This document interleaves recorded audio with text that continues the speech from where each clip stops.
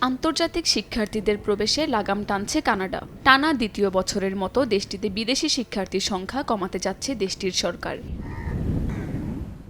শুক্রবার কানাডার অভিবাসন মন্ত্রণালয় জানায়, এবছর দেশটিতে 4,37,000 শিক্ষার্থীকে স্টাডি পারমিট দেয়া হবে, যা গত বছরের তুলনায় 10% কম। এর অংশ হিসেবে এখন থেকে স্টাডি পারমিট আবেদনকারীদের কানাডার যেকোনো একটি প্রাদেশিক বা টেরিটোরিয়ায় প্রত্যয়নপত্র জমা দিতে হবে। এছাড়া চলতি বছর যারা দেশটিতে মাস্টার্স এবং পোস্ট ডক্টরাল করতে যাবেন সেই শিক্ষার্থীদেরও এই প্রত্যয়নপত্র জমা দিতে হবে।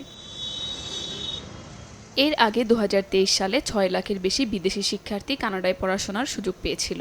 এর মাধ্যমে দেশটিতে সক্রিয় ভিসাধারী শিক্ষার্থীর সংখ্যা পৌঁছায় 10 লাখে। ট্রুডো প্রশাসন জানায়, অভিবাসীর সংখ্যা বেড়ে যাওয়ায় আবাসন সংকট দেখা দিয়েছে কানাডায়। বাড়তি জনসংখ্যার কারণে চাপ তৈরি হয়েছে স্বাস্থ্যসেবা ও শিক্ষা খাতে। এছাড়া অতিমাত্রায় বেড়ে গিয়েছে আবাসন ব্যয়। এসব খাতে সংকট তৈরি হওয়ায় চাপের মুখে পড়েছে সরকার। এ কারণে দেশটিতে অভিবাসীর সংখ্যা কমাতে গেল বছর স্টাডি পারমিট কমিয়ে দেয় কানাডা।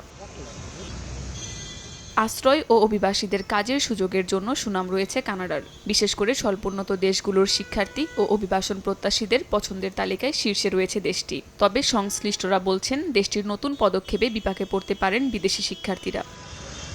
কাকুলি আখতার, সময় সংবাদ।